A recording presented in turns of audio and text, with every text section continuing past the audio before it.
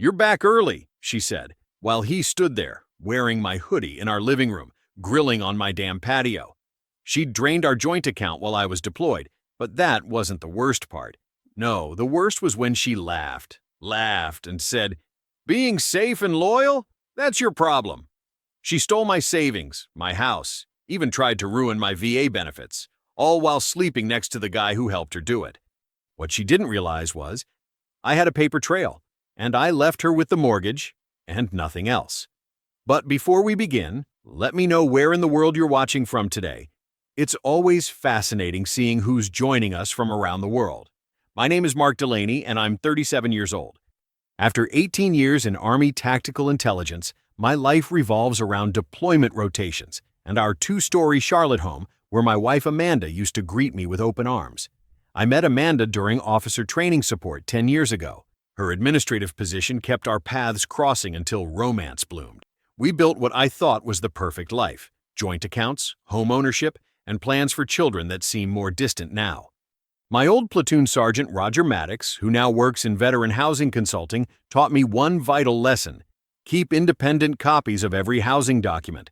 I followed his advice without telling Amanda. Lately, her kisses land cooler, her social calendar fills without me, and money talks fade to silence. Trust dies slowly, but betrayal moves fast. After 6 months of sand, sweat, and too many close calls to count, touching down at Fort Bragg felt like heaven. You know that moment when the wheels hit home soil and your whole body just knows you're back in the States? That was me, finally done with my last deployment. The late afternoon Carolina sun hit different than the Middle Eastern glare. Softer somehow, with that honey gold tint that always reminded me of Sunday cookouts back home. I grabbed my duffel from baggage claim and headed for the taxi stand, already tasting that first home-cooked meal Amanda usually prepared when I returned. "Need to make 2 quick stops," I told the driver. "Gas station and grocery store, then Charlotte suburbs." He nodded, meter running. The convenience store was our first stop. I needed to grab some energy drinks to fight the jet lag. Grabbed a few snacks too, thinking about how Amanda always teased me for my post-deployment junk food cravings. At the register, I pulled out my debit card, the same one that had worked fine overseas just days ago.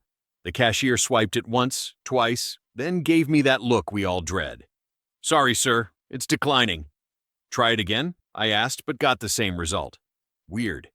I had plenty in our account. Military pay adds up quick when you're deployed with nowhere to spend it.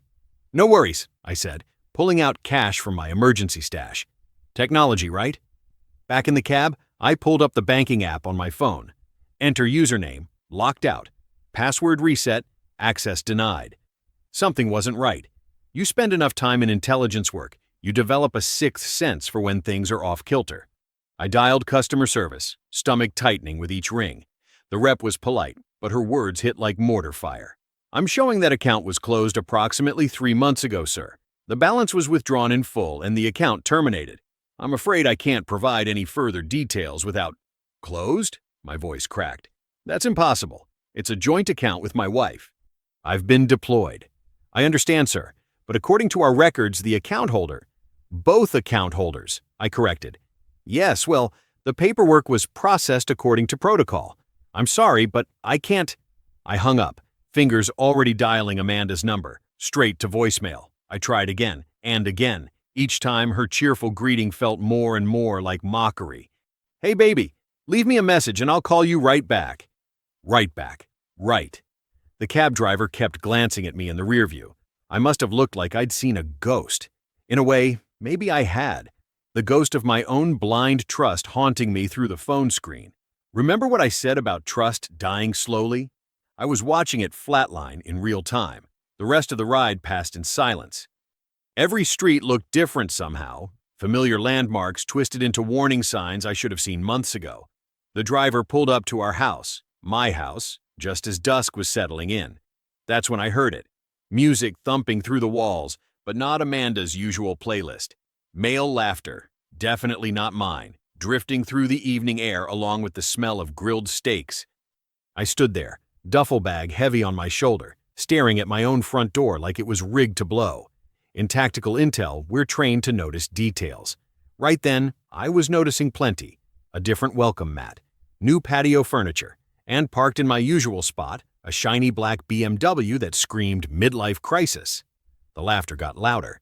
The music shifted to something with more bass. And there I stood, locked out of my own life, wondering if I'd ever really been in it at all. I pushed open that front door like I was breaching a hostile room. Slow, controlled, ready for anything. Except I wasn't ready. Not for this. The entryway hit me first. Size 13 sneakers kicked off carelessly by the door, probably worth more than my monthly housing allowance. A leather jacket I'd never seen hung on my coat hook. The whole place reeked of some designer cologne that made my nose twitch. You know that feeling when you're clearing a building and everything's just slightly wrong? Items shifted, shadows where they shouldn't be? That's what it felt like walking through my own home. Each step revealed another piece of evidence that someone else had claimed my territory. The bathroom door was open. On the counter, a fancy glass bottle of that same cologne that was polluting the air. My simple toiletry kit used to sit there. Just a basic razor, toothbrush, and the same drugstore aftershave I'd used since basic training. Now it looked like some department store display. In the living room, a pool cue set leaned against the wall, the expensive kind with custom inlays. Never owned one in my life.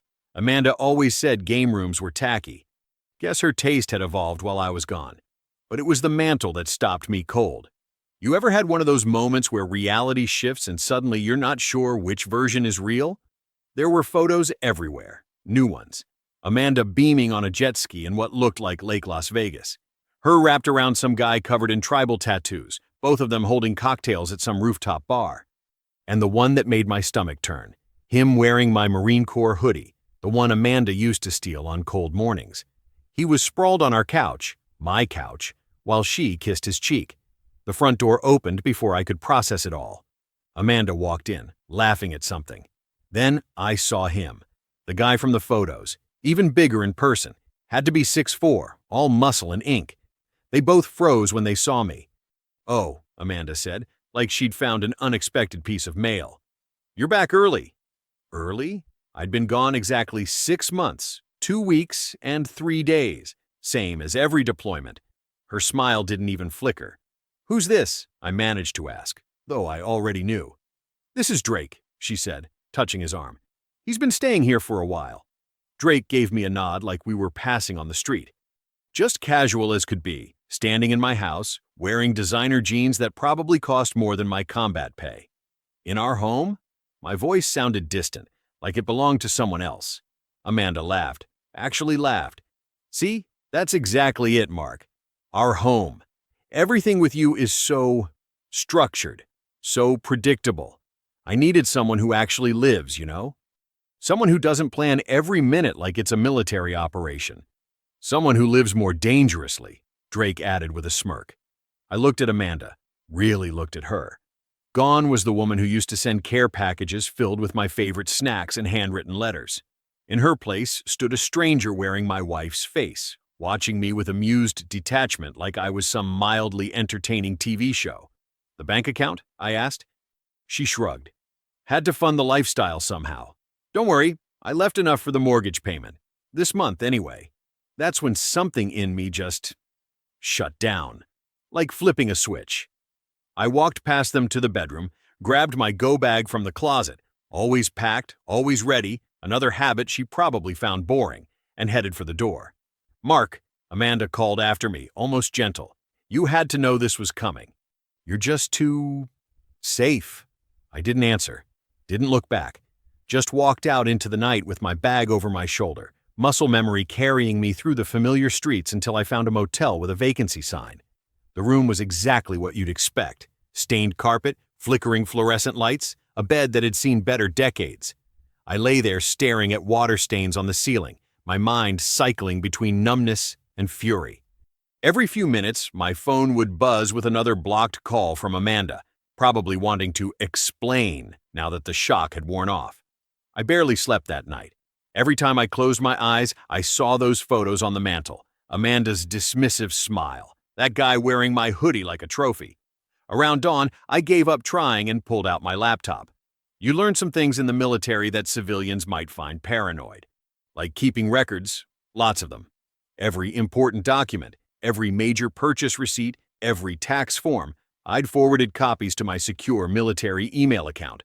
Call it training or just good habits, but something always told me to maintain a paper trail. The fluorescent light buzzed overhead as I scrolled through years of emails. My eyes felt like sandpaper, but I kept going. Bank statements, mortgage papers, insurance forms. I downloaded everything. That's when I remembered Roger. Roger Maddox had been my platoon sergeant in Afghanistan, this barrel-chested guy with a salt and pepper crew cut who'd seen it all.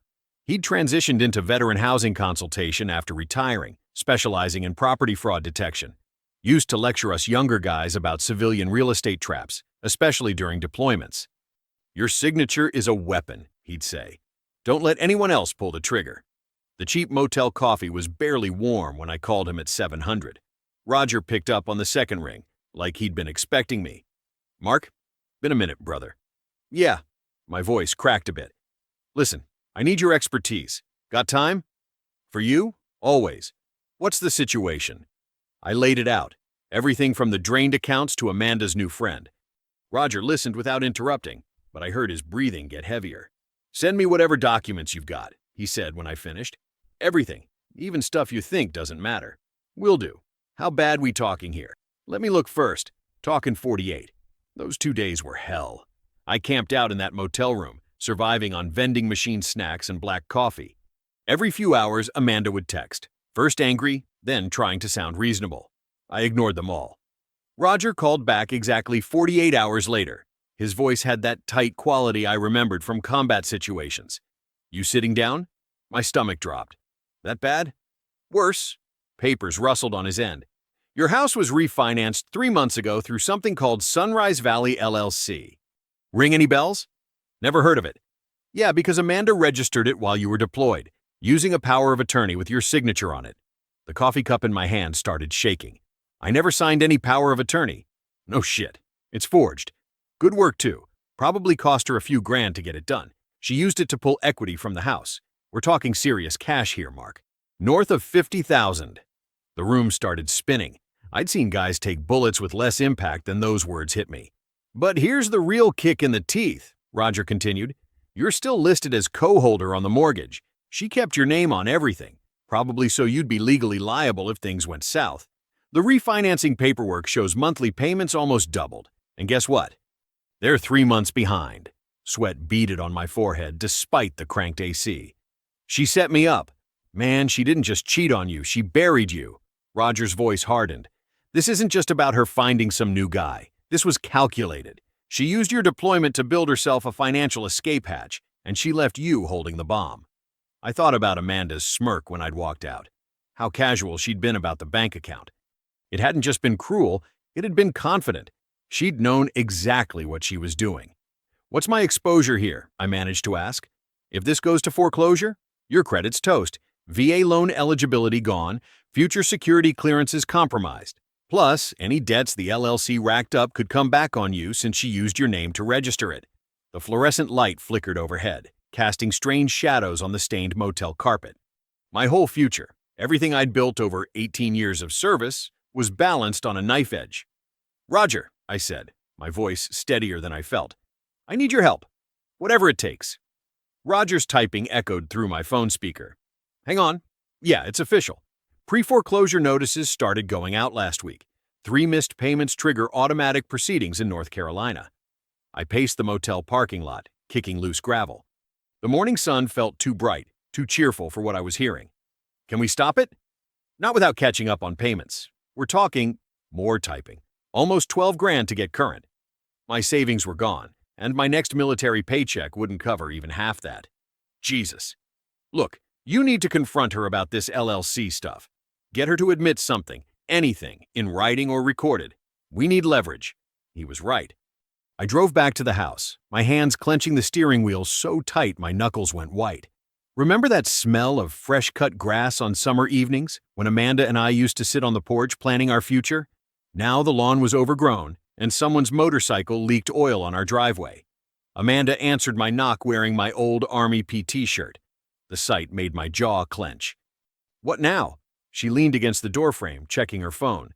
"The mortgage is 3 months behind." I kept my voice steady. "The LLC you created?" "Oh, that." She didn't even look up. "Yeah, refinancing was getting complicated. Had to get creative. Creative? You forged documents in my name. That got her attention. She glanced up, smirking. Prove it. The bank's sending foreclosure notices. My VA loan status? Is this the big hero's return? She made a mocking, sad face. Are we going to cry now? Amanda, this isn't just about us. What you did is fraud. What I did? She stepped closer, eyes narrow. I adapted while you played soldier halfway across the world. Maybe if you'd been here instead of chasing medals. The door slammed in my face, just like that. I stumbled back to my car, legs barely working. The afternoon heat pressed down like a weight, but I felt cold inside. Everything we'd built, every promise, every plan, it was all ash now. I slumped against the driver's door, letting my forehead rest on the hot metal. 18 years of service, perfect credit, VA loan benefits that could have secured my retirement home, all of it hanging by a thread because the woman I'd trusted had turned it into kindling. It wasn't until my phone buzzed that I realized I'd been standing there for almost an hour. Roger again. You okay? You went quiet. No. My voice sounded strange. I'm really not. Listen, I've been reviewing those documents you sent. Something's odd about the signature pages. I straightened up. What do you mean? The power of attorney forms. They list you as Mark Anthony Delaney. I frowned. That's not my middle name. Exactly. But it's what you used to write on mission reports. That joke about being Mark Antony to her Cleopatra? The memory hit hard. It had been our running gag during training rotations. I'd sign informal papers that way, but never anything legal. Holy shit. The implications started sinking in. She must have copied it from my deployment letters. Wrong name on legal documents? Roger's voice had an edge now. That's not just sloppy. It invalidates the whole filing. The LLC registration, the refinancing, all of it. Hope flickered, tiny but real. So, we can fight this? Maybe. But here's the thing. Banks do quarterly audits. Once they clear these documents, challenging the signatures gets way harder. We'd need to file before their Q3 review. My throat went dry. When's that? 17 days. Roger exhaled hard. That's our window mark. 17 days to document everything and get it in front of a judge. Or this all becomes permanent. I looked up at the house, my house, where Amanda's boyfriend's truck now sat in my spot. 17 days to save everything I'd worked for. 17 days before the trap she'd set would snap shut for good. Tell me what we need to do, I said. The next morning I dragged myself up our front walk like a man carrying concrete blocks. Shoulders slumped, eyes down, the picture of defeat. You know that feeling when you're running surveillance and everything depends on looking exactly like what the target expects to see? This was that moment. Amanda opened the door in yoga pants, green smoothie in hand. Her boyfriend lounged on our leather couch, feet up on my grandmother's coffee table. What now? She took a long sip, studying me over the rim. I cleared my throat, kept my voice soft. Need to grab some papers for the VA. Going back overseas, private contractor work. Her eyebrows lifted. Seriously? More dessert time? Got nothing else left, right? I forced a bitter laugh that wasn't entirely fake. She stepped aside, watching me shuffle to our home office. The room smelled different now, cologne and protein powder instead of the old leather and coffee scent I remembered. Remember how that desk used to look? All my deployment photos lined up neat, Amanda's handwritten notes tucked in the corners. Now it was covered in workout supplements and fashion magazines. I made a show of rifling through drawers while secretly photographing everything with my phone. Each folder tab, every document header, Roger had been clear about what we needed. County records showed Amanda had filed the LLC paperwork on a Tuesday afternoon, same day she'd gotten my power of attorney notarized. The timing mattered. Jesus, are you done yet? Her boyfriend called from the living room. Game's starting. Almost. I kept my voice dull, defeated. Let them think I was just another broken vet, too shell-shocked to fight back. My phone vibrated. Roger sending courthouse updates. He'd found the original mortgage filing, complete with my actual middle name. Every document before Amanda's refinancing scheme had it right. The contrast would be damning. A crash from the backyard made me jump. Through the window, I watched Amanda tossing garbage bags into a dumpster she'd rented. My stuff, from the looks of it. Old uniforms, photo albums, even my dad's tackle box. Just cleaning house, she called up, noticing me watching. Time to man up and let go of the past, baby.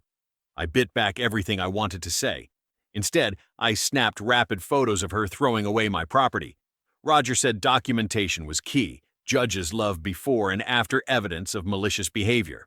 Back in the office, I kept digging. Amanda had left a paper trail a mile wide. Spa appointments, Vegas receipts, furniture deliveries, all paid for with equity from our home.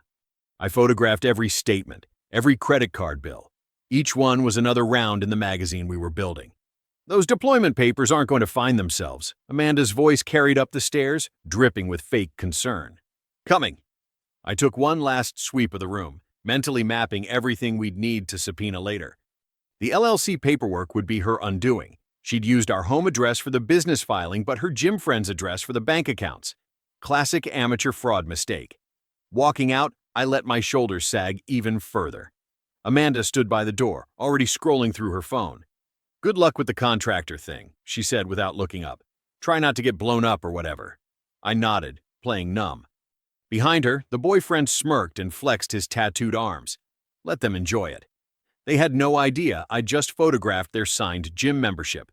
Joint accounts opened 3 months before my deployment even ended. Back in my car, I sent everything to Roger. Within minutes, my phone lit up. Got it all, he texted.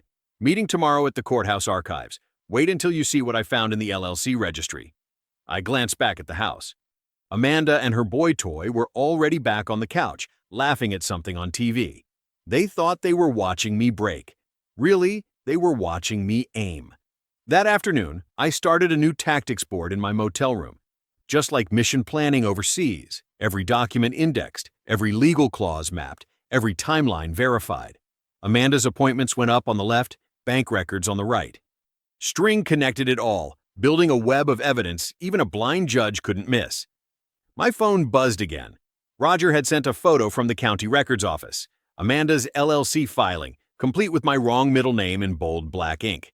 The timestamp showed she'd submitted it just hours after my deployment flight took off. Game on, I whispered, pinning it to the center of my board.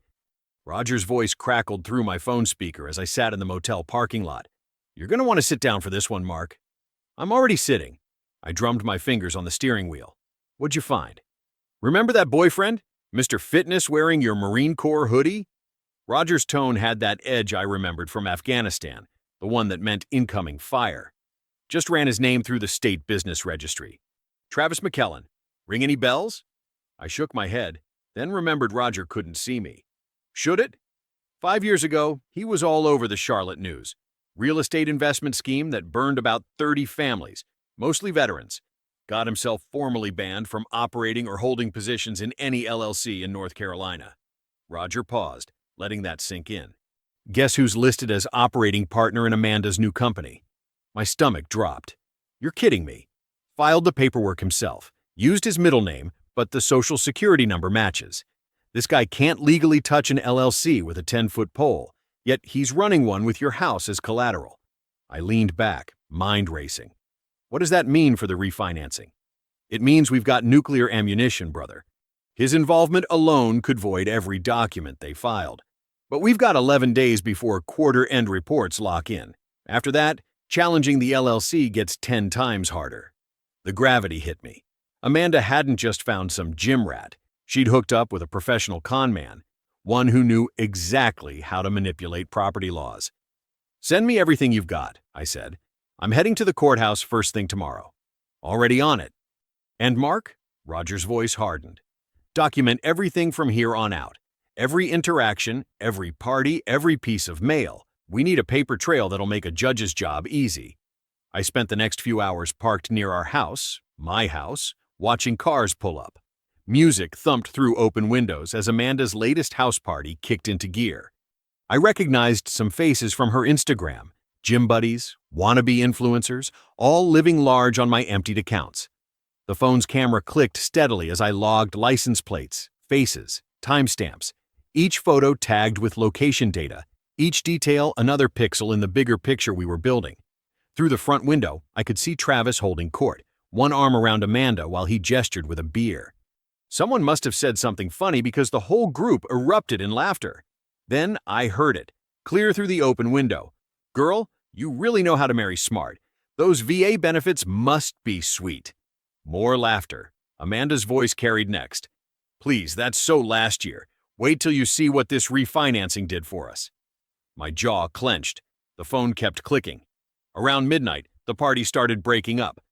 I followed two guests to their cars, catching their drunk conversation about Travis's real estate genius and how he really knows how to work the system. Every word went into my voice recorder app. Every brag, every detail about future plans. The tactical intel training kicked in. Gathering information was what I did best. Back at the motel, I spread everything across the bed. Roger had sent over tax fraud intake forms, property claim documents, and a timeline of Travis's previous convictions. The evidence was damning. Travis had used this exact playbook before, targeting service members' properties through manipulated LLCs. My laptop glowed as I filled out form after form. Each section required perfect attention. One wrong detail could sink the whole case. The clock on my phone clicked past 1 a.m., then 2 a.m. Finally, everything was ready. The cursor hovered over the Submit Filing button on the courthouse portal. It was 2:14 a.m. In my head, I could still hear them laughing about VA benefits. All those years of combat training had taught me one thing: timing matters. You don't just take the shot, you take it when it'll do the most damage. My finger stayed poised over the mouse. The screen's glow reflected off dog tags hanging from the mirror, a reminder of every oath I'd ever taken and every one Amanda had broken. I hit that submit button at exactly 2:15 a.m. You know that feeling when you pull the pin on a grenade? That's what it felt like, except this explosion would be perfectly legal. The quiet title action went in first, followed by a detailed IRS whistleblower report highlighting Travis's involvement in the LLC. Roger had walked me through every form, making sure we didn't miss a comma. By sunrise, I'd filed for emergency reinstatement of my property rights, citing fraud and unauthorized transfer. How long? I asked Roger over coffee that morning. Court summons usually takes 3 to 5 business days. He stirred his black coffee, grinning. But I might know someone in the clerk's office who owes me a favor. 2 days later, I was sitting at Pascal's, this little French cafe downtown. Great croissants, better sight lines to the trendy brunch spot across the street where Amanda loved to hold court on Sundays. I'd tracked her routine during my surveillance. Like clockwork, she'd be there at 11 a.m., showing off whatever designer bag my savings had bought that week. Sure enough, Amanda swept in right on schedule, Travis trailing behind her like a tattooed shadow. Through the window, I watched her order her usual mimosa. That's when the courier walked in. You ever see someone's face completely drain of color? Amanda's hands shook so bad, she nearly dropped the thick envelope.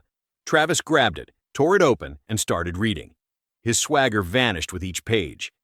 I sipped my coffee, remembering all those nights in the desert when we'd wait for hours just to gather intel. Patience pays off, every time. They rushed out, Amanda already dialing her phone. I caught fragments. Emergency. Need a lawyer. How did he? Music to my ears. The next week dragged like a broken watch. Amanda's lawyer, some slick kid fresh out of law school, tried everything. Called me unreasonable, claimed Amanda had full authority to manage our assets, argued the refinancing was standard practice during military deployments. Judge Morrison, a Vietnam vet himself, wasn't buying it. Your Honor, Amanda's lawyer said, Mrs. Delaney was merely protecting their joint interests. By forging a power of attorney? The judge peered over his glasses. Let's discuss that signature format, counselor. I sat straight-backed in my chair as they projected the documents. There it was, clear as day. She'd signed my name as Mark Anthony Delaney on every form. Only problem? My middle name is Andrew. Always has been. A simple clerical error, her lawyer tried. 10 identical clerical errors across multiple filings? Judge Morrison's voice could have stripped paint. Now, about the LLC's operating partner. That's when Travis started squirming. The bailiff handed the judge his prior conviction records. Each page turn was another nail in their coffin. Amanda's perfect posture crumbled as the judge read Travis's history aloud. Securities fraud, real estate scams, banned from LLC operations in 3 states. Her lawyer's objections died in his throat. The court finds substantial evidence of fraudulent activity, Judge Morrison declared. The refinancing is hereby voided. Full mortgage obligation is reassigned to the LLC, which the defendant created solely in her name. The property freeze will remain until all financial obligations are resolved. Amanda shot up. "But the mortgage payments are now solely your responsibility, Mrs. Delaney. Through the LLC you created to circumvent your husband's rights." The judge's gavel crashed down. Court adjourned. I stood slowly, smoothed my jacket, and walked out without a word. Didn't need to say anything. The stack of documents in my briefcase said it all. Behind me, I heard Amanda's heels clicking frantically as she chased her lawyer down the hallway, demanding answers he couldn't give. The morning sun hit my face as I stepped outside. For the first time in months, my shoulders felt lighter. Not because I'd won, though that felt pretty damn good, but because justice had finally caught up to her calculated betrayal. Roger was waiting by his truck, grinning like a proud drill sergeant. "Ready for phase 2? I nodded, matching his smile. The courthouse steps had never felt so much like victory. 3 days. That's how long it took for Amanda's carefully constructed house of cards to collapse. I was at the gym when Roger texted me a screenshot from the county records website. The mortgage had officially defaulted, every late payment and penalty tagged exclusively to Amanda's LLC. You know that feeling when you finish a long run? When your muscles are burning but there's this surge of pure satisfaction? That's how I felt reading those documents. Clean, accomplished, free. I toweled off and headed to the motel's parking lot, pausing to breathe in the crisp autumn air. Reminded me of those early morning PT sessions back in basic, when everything seemed simpler, before mortgages and marriage licenses became weapons. My phone buzzed again. Amanda's name lit up the screen, probably her 10th call today. I watched it ring, remembering all those times I'd dropped everything to answer her calls from deployment zones. Funny how silence can feel like justice sometimes. The next morning, I drove past her house. The mailbox was stuffed so full the lid wouldn't close. I could make out the headers even from my car. Notice of default, immediate action required, final warning, a week's worth of financial karma delivered by certified mail. Roger called around noon. "You free tonight? Think we earned a drink." "Copy that. Sullivan's at 8? "Roger that." He chuckled at his own name pun. I spent the afternoon apartment hunting, then swung by the house one last time. Travis's oversized pickup was gone. So was his pool cue set and those stupid motivational posters he'd hung in my office. Amanda's car sat in the driveway, looking smaller somehow, defeated. Sullivan's was exactly how I remembered it. Dark wood, army memorabilia on the walls, classic rock playing just loud enough to feel private. Roger was already at our usual corner table, 2 beers waiting. "Hell of a mission," he muttered, raising his glass. I clinked mine against his. "Couldn't have done it without you. Please, you had the intel, the discipline. I just pointed you toward the right paperwork." He took a long pull from his beer. "How's it feel?" I considered the question, watching condensation drip down my glass. "Like finishing a deployment. Mission accomplished, but you need closure," Roger finished. He'd always been good at reading between my lines. "Yeah." I pulled out my phone, opened the real estate app I'd been scrolling through all week. "Been thinking about that, actually." Roger leaned forward as I showed him the listing. Oceanfront condo, 17 floors up, modern kitchen, floor-to-ceiling windows, private balcony, the kind of place that never casts shadows. "That's more like it," Roger nodded approvingly. "Clean slate." My phone buzzed again. Amanda. This time the message preview showed, "Please, I need help. Travis left. Won't answer calls. Bank says—" I deleted it without opening. "You know what the worst part was?" I said, pocketing my phone. "Not the money. Not even the other guy. It was how she used my deployments against me, like serving was some kind of weakness she could exploit." Roger's face hardened. He'd seen too many military marriages crater the same way. "Some people mistake loyalty for stupidity." "Their mistake." I pulled up the condo listing again, clicked schedule viewing. Time to start fresh. The confirmation email came through instantly. "Viewing scheduled for tomorrow at 10 a.m. 17 floors up, nothing but ocean and sky ahead." My phone buzzed one last time. A final text from Amanda. "Yeah, they're taking the house. Please, I don't know what to do." Roger watched me delete it without response. "You good?" I thought about the condo waiting for tomorrow's viewing, about the clean lines and clear horizons, about starting over without looking back. "Yeah," I said. "I'm good." 6 weeks flew by like a tactical extraction. Quick, precise, no looking back. I stood in the realtor's office, signing the last papers for my new place.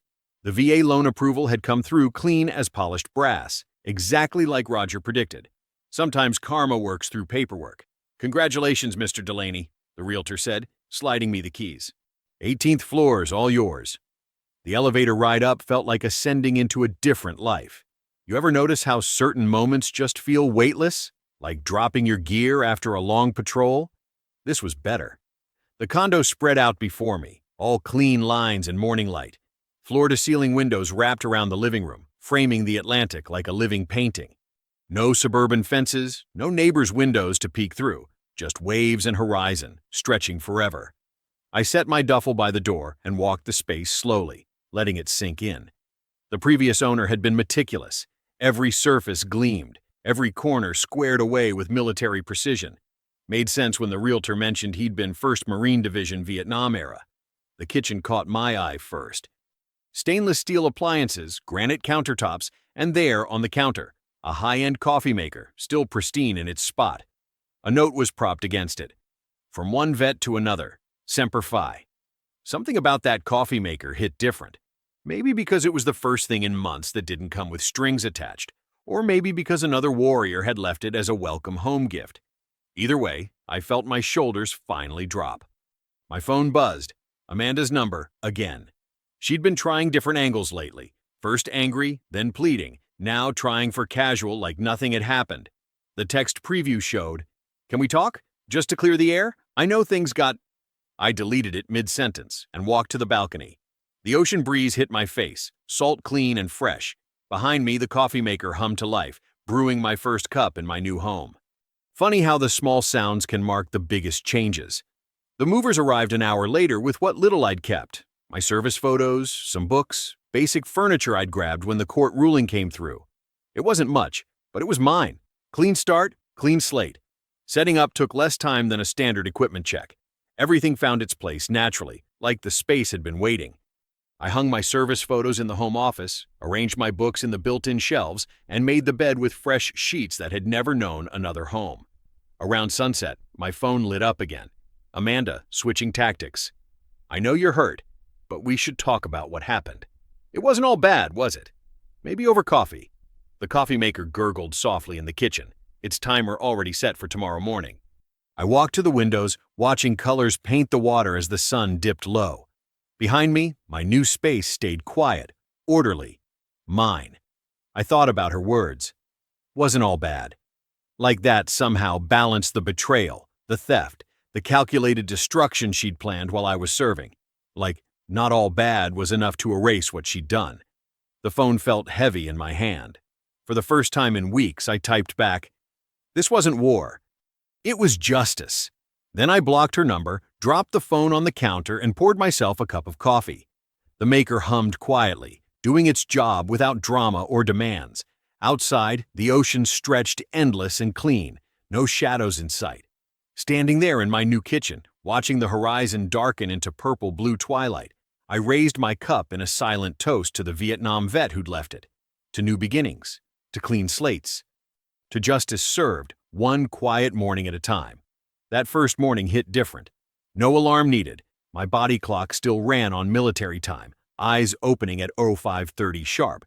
But this time, there wasn't that instant knot in my gut, no dread about what scheme or surprise might be waiting downstairs. The hardwood felt cool under my bare feet as I padded toward the kitchen. Know that feeling when you wake up somewhere new and for a split second, you have to remember where you are? This time, that moment of recognition came with a smile.